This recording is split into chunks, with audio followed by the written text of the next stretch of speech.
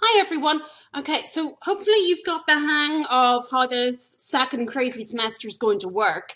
So you're either in class on either Monday or Wednesday because we're not allowed to have all of you in the one classroom.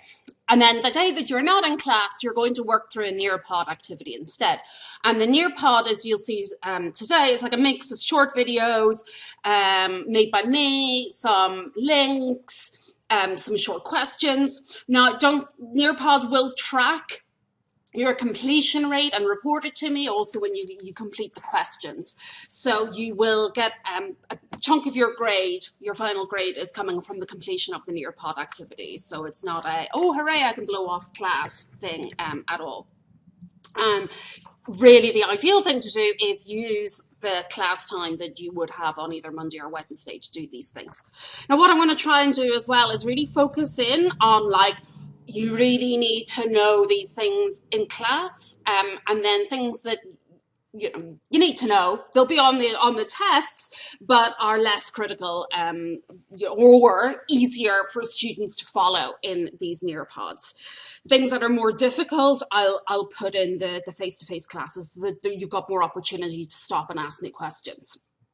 So this week we're starting off with the Roman Empire, but the theme for today's class, the whole of this week, is Europe after Rome. So we're going to actually start with Rome. We're going to start with the Roman Empire, okay? Not the Roman Republic. And that's because the Roman Republic predates the Roman Empire, because when we say empire, we think emperor. And this guy right here was the first Roman emperor. Now, if I asked you in class, who do you think the first Roman emperor was? Most students think that it's Julius Caesar. Now, Julius Caesar actually would have just loved to have been Roman emperor. Julius Caesar was never an emperor. In fact, Julius Caesar, well, he did create the title of emperor indirectly, because Julius Caesar was actually dictator. And dictator, the way the Romans meant it, is kind of similar to how we use it today, but also different. It was a time-limited position, and the reason why they totally had to stab Caesar was because he tried to make it a permanent position, and it was a time-limited position. So Julius Caesar was never emperor, he was dictator, but he gave the position of dictator such a bad name that emperor was kind of a made-up ragtag bunch of powers, all lumped under the same heading, and it was partly to get around the issue that if you'd said to any normal Roman by that time, "Oh, I'm dictator," they would have completely freaked.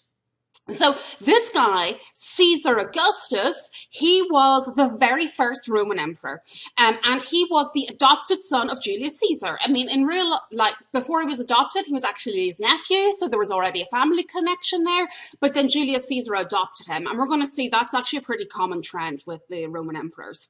Now, he wasn't always called Caesar Augustus. He actually had a name before this. Before he became the emperor, he was simply known as Octavian. That was his name. So you might see in your textbook talking about Octavian. It's the same dude. Octavian is Caesar Augustus. Why did he call himself Caesar Augustus? Well, Caesar was a family name, and Augustus means revered one. So, not a bashful individual. By giving himself the title Caesar Augustus, he actually was telling everybody, I am no longer Octavian, a mere mortal. No, I am akin to a god now. I am a deity. I am revered one of my family. So Augustus sought a different path to political power, the position of emperor, because the position of dictator had a really bad rep after Julius Caesar, but not only that, there was another position called consul in the Roman Republic, and Julius Caesar and many before him had really bashed the good repute of that position around too. So it was like, oh gosh, let's take all the same powers, put them under a new heading. Caesar Augustus was able to do this because he had full support after a period of civil war that had erupted after the assassination of Julius Caesar. He also was scared that, you know, maybe things could go wrong again. He wanted continuity. He believed that the best thing for Rome would be under an emperor, becoming an empire with continuity, stability. And a lot of people agreed with him. They were fed up. They'd been in civil wars for generations by this point. They were sick of it. They did want some stability. Now, when we talk about Rome, one of the important things to bear in mind is that we've got Rome the city and then we've got Rome the empire. And these are two very different things. Rome the empire is even bigger than just the modern day country of Italy, as I'm going to show you in a second. So things really started to come together for the Roman Empire under Augustus. And as I said, one of his goals was continuity. And he managed to do this because he founded a dynasty. We call that the Julio-Claudian dynasty. The Julio-Claudian is again a reference to his family names. Romans had lots and lots of names. They didn't just have a first name and a last name, or even a first name, a middle name, and a last name. They had lots of names. And Julio-Claudian refers to his family. And dynasty means a group of related individuals who hold power. So he did continue to do what he said, and I'm going to talk about that more in the next video. But what I'm going to show you now, and this is from your textbook, but I do think this is a really effective little map. This map shows the extent of the Roman Empire. And we've watched a video in class which shows like how, yeah, this is a snapshot in time. It really is very, very flexible, the Roman borders. So the light-coloured bits are the empire at the end of Augustus's reign, and you'll see this as 14 CE, so that's 14 AD, right? So very close to the year 0. And Augustus had expanded the Roman Empire to, you know, almost as full as it had ever been. He'd added Syria over there on the right-hand side of the Mediterranean Sea. He'd added Gaul, which is a bit like modern day France, and he'd added Hispania, which is like the whole peninsula of Spain and Portugal. And he added these and kept them under his control. Also, because of the civil wars that erupted after the assassination of Julius Caesar that allowed Augustus to take power, he wiped out a lot of his rivals. And one of his most famous rivals was Mark Antony. And you might have heard that name before because Mark Antony, as was Caesar, were the lovers of the famous Egyptian queen Cleopatra. So Augustus was able to cement his power by defeating Mark Antony and Cleopatra in a naval battle. And when he defeated Cleopatra, he removed the position of Pharaoh from Egypt. And this meant that he was also able to take Egypt. And there it is, down on the bottom right-hand side of this image. And Egypt was also the private domain of the emperor, so it brought him money, but also Egypt was wealthy, and there on this map is marked the most important part perhaps of all of Egypt, and that is the Nile River. And this meant good agriculture. Places that also were added to the Roman Empire around this time also included islands off Italy. The Romans had already defeated Carthage, which is marked above, you'll see it there, a little square above Numidia. So that was already part of the Roman Empire. They'd taken already the west of Asia Minor, what modern day country of Turkey. So they had a really, really big empire by the time Augustus came about to the end of his reign.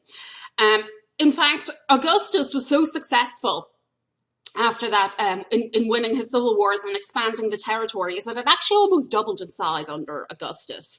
I mean, Julius Caesar had brought Gaul under control, and both Julius Caesar and Caesar Augustus struggled to take Germania up in the north there. But Augustus picked up where his foster father had started. But the Romans were never able, as you can see from this map, to conquer Germania, which, if you're familiar with modern day boundaries, sounds like modern day Germany, but that ain't modern day Germany. That's a, big chunk of Germany, but it's also, modern day Austria and Poland and lots of other places. So this is a good warning for the rest of this class. We hear Germania, we think Germany, and that is very misleading. Germania back in this time period is very different from modern day Germany. And this really bugged Augustus hugely, that he was never able to capture Germania, because it was really good propaganda for an emperor or any political leader of Rome to be militarily successful. That was like the easiest way to get everybody to like you in Rome. Okay, gonna stop the video here. What you've got to next do is you're going to watch a video clip from YouTube. The video should start at the right place, but you're going to watch for like a few minutes. You don't need to watch the whole thing. Well, if you've got the time, watch the whole thing, because it's fantastic. It's a documentary by Mary Beard, who is hilarious and incredibly smart. But you need to watch until just before the 30-minute mark. I should have it on the next slide for you, up until 29 minutes and 25 seconds to get what you need to know for this class about the Roman Empire on it. And then you'll answer a question on the next slide to make sure you're paying attention and taking notes. But as I said, if you've got lots of time, watch these Mary Beard documentaries that I've linked to. The online students watch them all and they really love them. She's very funny and very witty, and they're good fun. Okay, so go watch YouTube, answer the questions, and then my next video is going to talk a little bit more about what you need to know about the Roman Empire.